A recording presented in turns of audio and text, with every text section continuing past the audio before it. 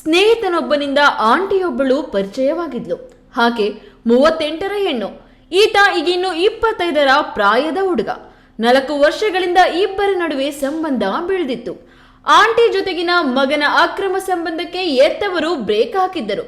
ಇದರಿಂದ ರೊಚ್ಚಿಗೆದ್ದ aunty and gang ಯುವಕ ಮತ್ತು ಆತನ ತಂದೆ ಮೇಲೆ ಮಾರಕಾಸ್ತ್ರಗಳಿಂದ ಹಲ್ಲೆ ಮಾಡಿದ್ದಾರೆ. ಬೆಂಗಳೂರು ಗ್ರಾಮಾಂತರ ಜಿಲ್ಲೆಯ ದೊಡ್ಡಬಳ್ಳಾಪುರದ ಪುಟ್ಟಯ್ಯನ ಅಗ್ರಹಾರದಲ್ಲಿ ಡಿಸೆಂಬರ್ 13ರ ಮಧ್ಯಾಹ್ನ 4 ಗಂಟೆ ಸಮಯದಲ್ಲಿ ಘಟನೆ ನಡೆದಿದ್ದು, ಇದೇ ಗ್ರಾಮದ 25 ವರ್ಷದ ಕಾರ್ತಿಕ್ ಮತ್ತು ಆತನ ತಂದೆ 53 ವರ್ಷದ ಮಧುಸೂದನ್ ಮೇಲೆ ಮಾರಕಾಸ್ತ್ರಗಳಿಂದ ಹಲ್ಲೆ ಮಾಡಲಾಗಿದೆ. ಹಲ್ಲೆ ಪ್ರಕರಣಕ್ಕೆ ಸಂಬಂಧಿಸಿದಂತೆ ದೊಡ್ಡಬೆಳವಂಗಲ ಪೊಲೀಸ್ ಠಾಣೆಯಲ್ಲಿ ನೆಲಮಂಗಲದ ಅರಿಶಿನಕುಂಟೆ ನಿವಾಸಿ ದೀಪಾ ಮತ್ತು 4 ವಿರುದ್ಧ ಕೊಲೆ ಯತ್ನ ಪ್ರಕರಣ ದಾಖಲಾಗಿದೆ. ಗುರುಪ್ರಸಾದ್, ಈ ನ್ಯೂಸ್ ಟಿವಿ, ದೊಡ್ಡಬಳ್ಳಾಪುರ.